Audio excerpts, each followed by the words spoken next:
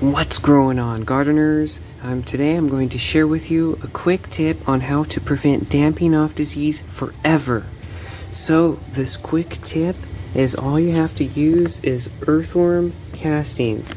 I got these particular ones here from Lowe's, and all you have to do is mix in 1 cup per every 4 quarts of seed starting mix. So in a typical 8-quart bag, if you buy those from the store, you would add 2 cups of earthworm castings. And the reason why is that these have good enzymes and microbes to help ward off any funguses.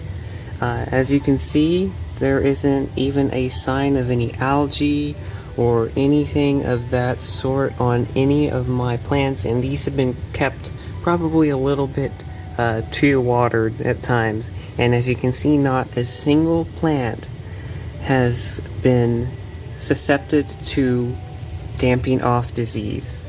All my plants are still alive and well.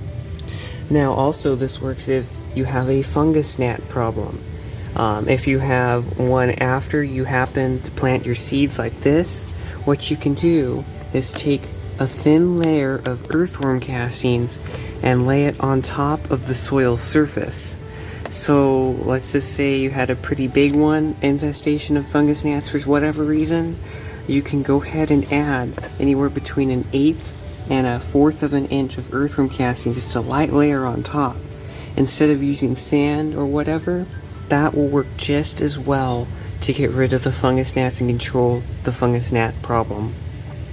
So that is just a quick tip on how you can get rid of damping off disease forever and leave it in the rearview mirror, so to speak, and you will never have to worry about that unless you really overwater, like letting your seeds sit in water forever. But this will be sure to help prevent this problem from ever happening when you're starting your seeds.